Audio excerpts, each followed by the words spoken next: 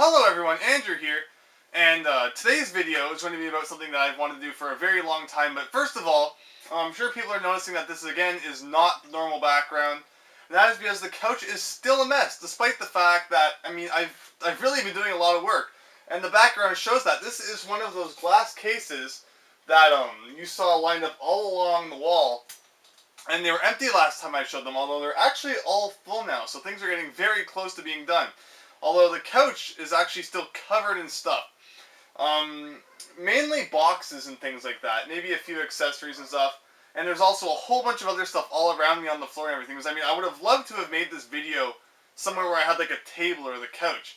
But unfortunately, I'm just setting everything I'm going to show on like some cardboard boxes in front of me. So it's not going to be as good as I was hoping. And I'm hoping I don't accidentally break anything in the video. But yeah, so I have been cleaning. I have been doing things, but unfortunately, it's not to the point where I can sit on the couch yet. Although the cases behind me are just about done. And yeah, I hope you're able to see that. With I hope there's not too much glare or anything. We have like a Super Nintendo shelf here. Let's see what else can you see? A GameCube shelf down here. A few more Super Nintendo things up here, like the Super Scope. So yeah, I really tried to get everything nice and organized. And I was spending like a day each on each of these cabinets. First of all, finding all the things that I wanted to put in them, because everything's just been a complete mess, things scattered everywhere, and then making them look nice. It's funny how many times boxes will fit perfectly beside each other. There's like maybe a centimeter left on each side for like that the boxes could have fit. Because here you have like your original Super Nintendo box. Then you have the mini Super Nintendo and the Super Famicom, and then there's a mouse on the end, and they fit just barely together, so overall it ends up looking really nice. But yeah, so I have been working on getting things clean. I'm sorry there was no random game of the days last week or this week, although I did finally get the Anime North videos out there, which I'm very happy about. Anyway, people who want to see what this video is really about, not just me rambling on for like 10 minutes, let's get started then. So this week I'm going to talk about something I've wanted to talk about for a very long time, and I've definitely considered doing a video about ever since I started making videos, because I really love these things, and they're really cool, and everyone should know about them, and everyone should definitely be keeping an eye out for them, because not only are they, they're actually kind of valuable these days, although they're really neat to have and really fun to play as well. And I am talking, of course, about Game & Watches. Now, I pick up one that doesn't look anything like most Game & Watches do. So let's pick up one that looks like your typical Game & Watch, like this. So Parachute. So usually your Game & Watch will be pretty rectangular, and it's going to have usually a button on each side, and it will have a few different buttons up here for things like time and mode A and B. This one I picked up is Donkey Kong, although we'll get to that one in a few minutes, because that's one of the most important ones. But anyway, since I picked this one up, we might as well start it out after I just give a little bit of background about Game & Watches. Game & Watches were created by, and it's time for me to completely butcher someone's name, because I can't say names worth like anything. Gunpei Yokoi. I'm going to go with that. It will be in an annotation, and I highly recommend you search this guy on Wikipedia. He's super interesting to read about. Just the history he has with Nintendo, and how you can see he really he was like a main innovation towards a lot of things that Nintendo ended up doing. So he originally created the Game & Watches.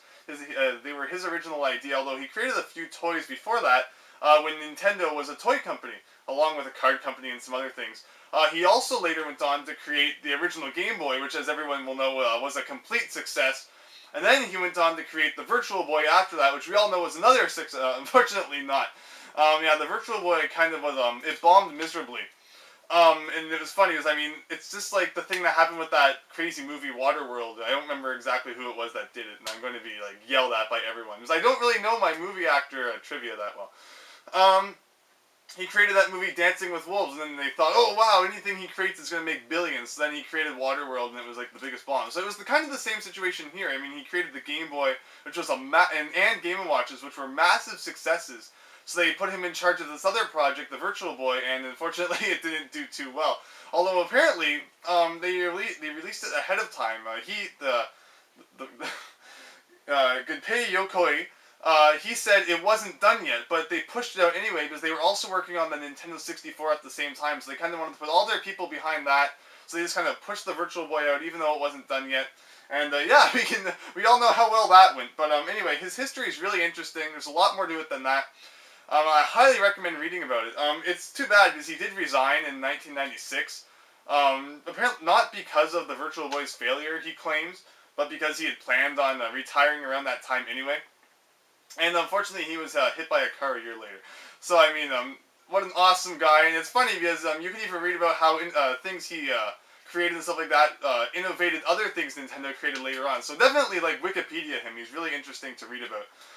But anyway, talking about Game & Watches, and Game & Watches are really cool. And the name Game & Watch comes from each of these things has a game built into it, as well as a clock. So that's kind of where the watch comes from. But instead of wearing it on your wrist, it's kind of this built-in clock to this thing. I never really used to know where that that name came from. Back when I was a kid, I loved the Game & Watch Gallery games, and this is probably not appearing on the camera at all, but the Game & Watch Gallery games are Game Boy, regular Game Boy Color, and also one Game Boy Advance game that included a whole variety of different Game & Watch games built into them, and they also they included classic versions, which was just your typical black and white version that was on the original one, and it also included a new updated version that you played in the Game & Watch characters, were replaced with like Mario characters. So usually the main character would become Mario instead of just typical Mr. Game & Watch guy, who a lot of people will probably know from Super Smash Bros. Melee and Brawl. But yeah, so the Game & Watch gallery games are really cool, and I definitely suggest finding those, because even though it's not the original thing, it still lets you play the games, and especially the updated versions are really cool, and they're a lot of fun too. Also, if you're a Club Nintendo member, you can get these. I don't know how it works in other regions, but in North America, there are Game & Watch Collection 1 and 2, and these include 3 different games each. 3 different Game & Watch games, and they go really well on the Game Boy, on the Nintendo DS, because they usually put the ones that use 2 screens like Donkey Kong on there. But I'll be getting to this in a few minutes. But yeah, so if you're a Club Nintendo member, definitely enter some points to get these. It's 800 coins in North America for this. I mean, everyone should have some Wii and Nintendo DS games lying around with some points in them, so I mean, it doesn't hurt to just go and enter them. Get some awesome free stuff. I did a whole video about Club Nintendo stuff a few months back, so definitely check that out, because I show a lot of the other cool things you can get in there too. But anyway, maybe on to the actual Game & Watches now, instead of just talking about them. Parachute, one that I also have in the box. It's really cool, and Game & Watches are really neat. They usually consist of only like 1 or 2 buttons, and usually if there's only 1 button, there'll also be like a D-pad. So this one includes left and right buttons, and you want to catch people that are jumping out of a plane, but you're in a boat over this like shark-infested water. So use the left and right buttons to move the boat back and forth to catch people who are parachuting out of the plane. So it's really cool. And yeah, I mean, a lot of Game & Watches are just really simple like this. Then up here, we have buttons for Game A and Game B. Now, Game A and Game B, it's the same game, although Game B is usually a bit more difficult, because usually as the game progresses, things will get a bit harder. So usually pressing Game B, you'll just start the game with all those difficulties already added in, instead of them coming in as you score points. But yeah, so the way Game & Watches work is it's not like, obviously, like a game that we have today where you play through a story and you save. It's the old try to get a high score type of game. And usually the score will go up to 999, and there'll be ways to get points throughout it. Usually you'll get like 1 or 2 points for accomplishing things, then you'll be able to get like a bonus amount of points. Like for completing a certain thing, you'll get like 10 bonus points at a certain period. But of course, all Game & Watches work different, and I don't have time to go through the way that every single one works. If we look at the back, we'll see that this Game & Watch is missing its battery cover, because I actually have another one in the box. That wasn't just the box for this one. This is actually a spare I have. The one in the box does have the battery cover.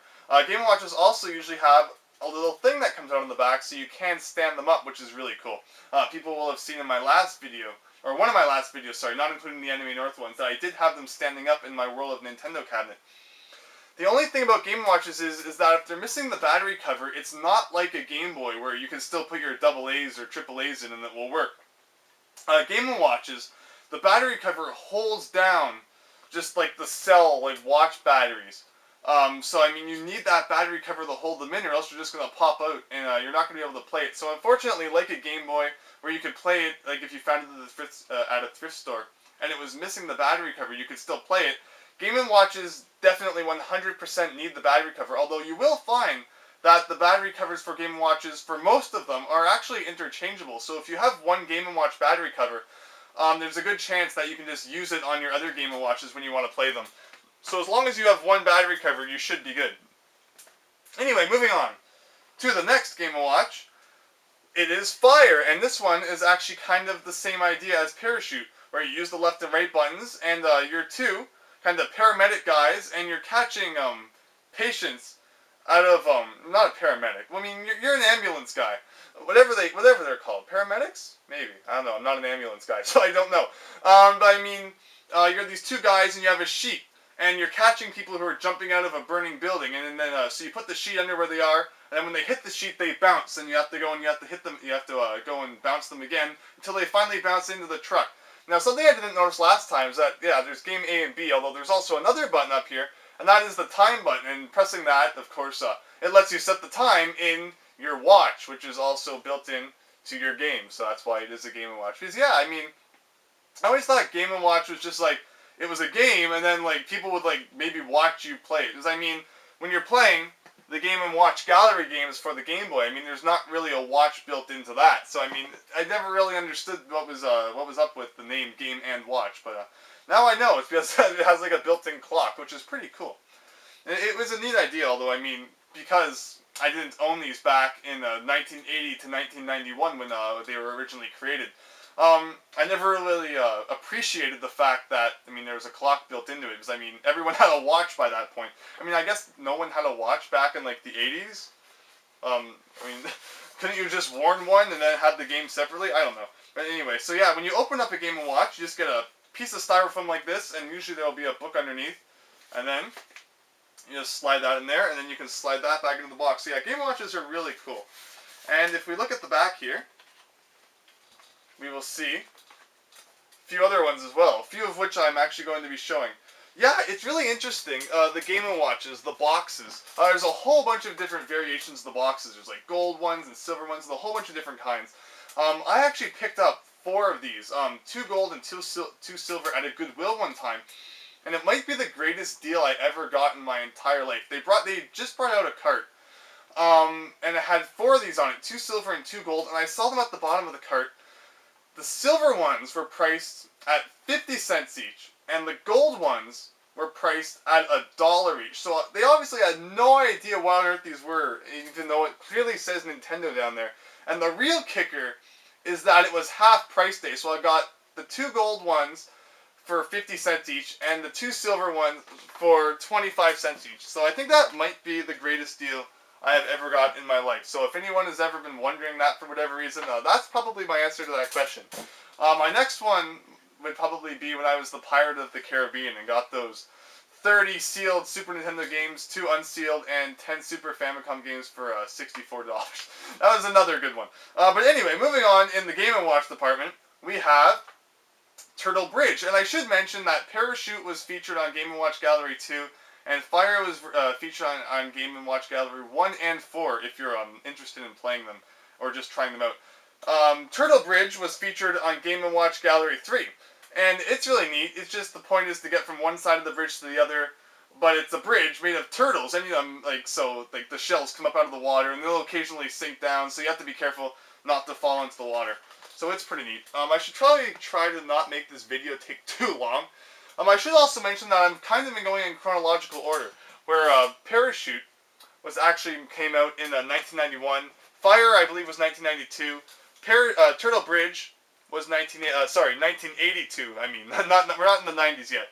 Now, the next one I want to show is Donkey Kong, which came out in 1982. And this is going to be the first one I show that is of a different type. This is also the only one I'm going to show that actually has batteries built into it, because I didn't think that the screen would really be showing up anyway. So as you see when we press the A button, I don't know if you can hear that kind of ticking noise. I also have no idea what's going on, because I can't really look at the screen. No. But yeah, that's basically the kind of sound effects you had on these. You didn't really have any real music.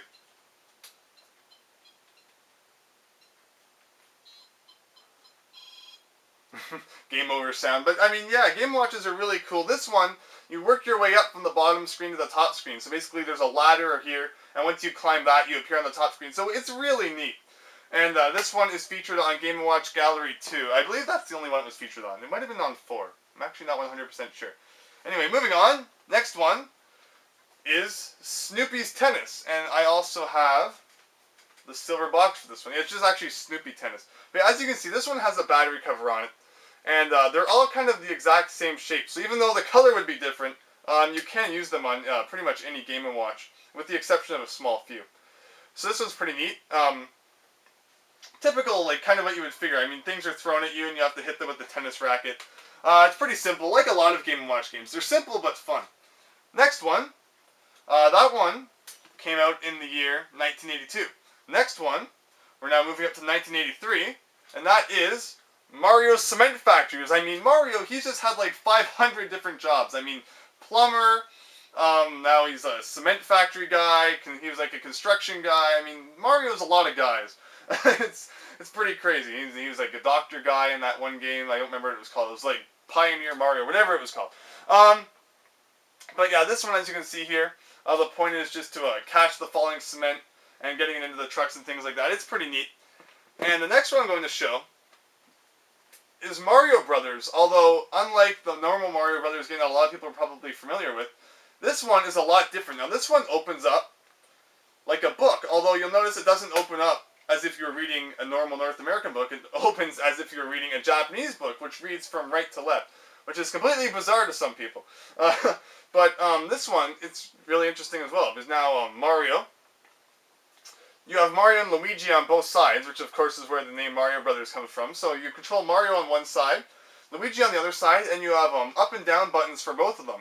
And what you do is you have to collect this pallet on one side, send it through the machine, so you have to grab it with Mario, send it through the machine, then Luigi will have to grab it on the other side and send it through the machine again. And this goes down for like 4 or 5 or 6 levels until it finally gets to the bottom and you put it on the truck and it's complete. The thing is that sometimes you get like 3 of these things going back and forth at once. So you have to kind of really concentrate and control both sides at the same time, making sure you don't miss the pallet. It gets really, really hectic, but it's a really, really cool game as well. I believe that game was featured on Game & Watch Gallery 3. Man, it's actually been quite a while since I played the Game & Watch Gallery games. After Donkey Kong, the original one, I actually meant to move on to Donkey Kong Jr. Some Game & Watches actually had a variety of versions, and Donkey Kong Jr. is one of them. This one has this really weird screen which comes up, and then you kind of look down into it. It's really weird. Or you can, overall, it's a really strange kind of setup for a Game & Watch. The thing I like most about this Game & Watch is the D-pad. I mean, don't forget, Game & Watches started being made back in 1980, and this one was made in 1983, which predates the NES. Not the Famicom, though. The Famicom came out around the same time as a lot of these Game & Watches. But I mean, you have your D-pad here, and your button, which is exactly the same as your A and B buttons on your NES controller. So I mean, you see a lot of those early innovations here, and how they eventually evolved into other things that Nintendo made. Like definitely like Donkey Kong becoming the Nintendo DS, which is really cool. So that's one of the versions of Donkey Kong Jr. there. A few more to go. The next one I have to show is really interesting. Now this is really neat. It's the Donkey Kong 3 Micro Versus System. Now that's the box. But this is the Game & Watch, and as you'll notice, there's no buttons on this to play. But what you do is you open this up, like this, and inside you have 2 controllers, which is super cool. Now these controllers come out, and there's 2 of them, so you can have one for each player. Because this is actually a 2-player Game & Watch. So one person will be on each side, and you have to use the bug spray to kind of push the bugs towards the other person.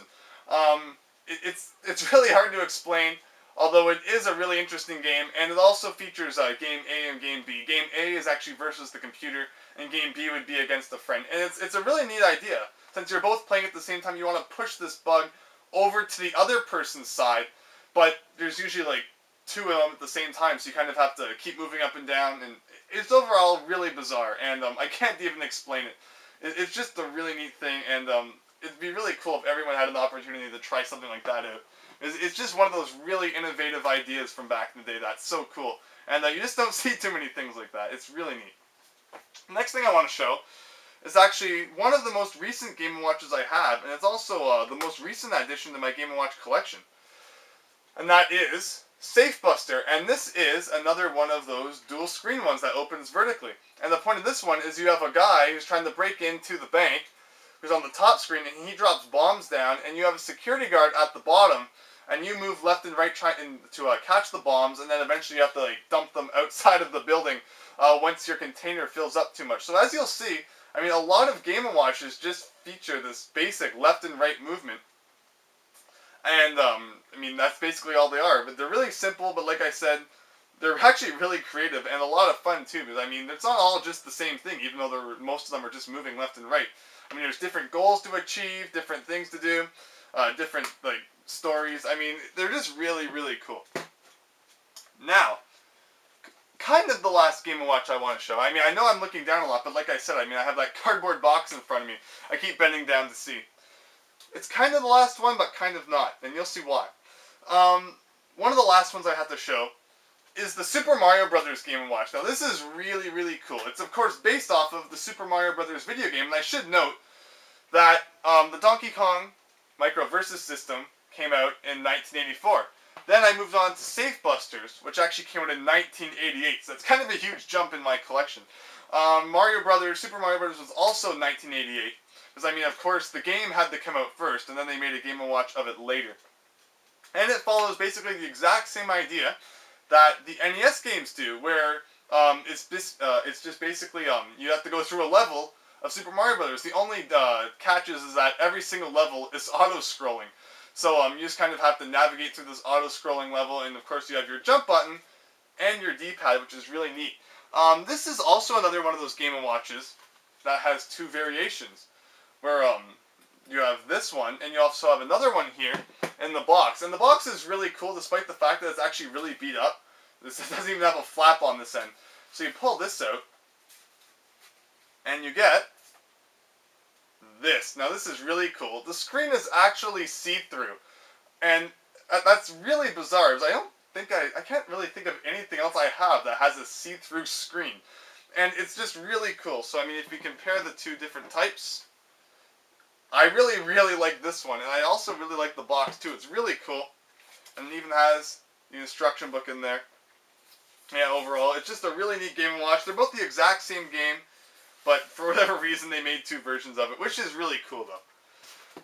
Now, the last Game & Watch I want to show is my reproduction of the Game & Watch Ball. Ball was the very first Game & Watch ever made, and there's actually a reproduction of it right now on Club Nintendo for 1,200 coins. So, again, if you North America, I have no idea what that is in other countries, but if you have Nintendo games, Wii or DS games that are first party, go enter your points, and you might be able to get one of these cool things, either one of the Game & Watch collections, or the reproduction of the Game & Watch Ball, which is exactly like the original, it plays exactly like it, and it's really neat. Comes with the box and everything, super cool, and I would really suggest getting that, because it's just so neat to have in your collection. It's really neat.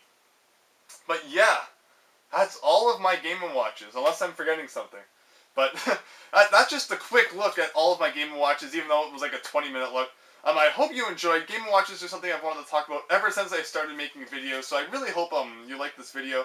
Hope I didn't ramble on too long. Hope I was clear, even though I know I only touched on some of the Game & Watches, but really, I could spend like 20 minutes on each one, just going over how the game works, the different features and stuff, for something that's that small and has like 2 buttons on it, if you don't include the Game A, B, and Time ones.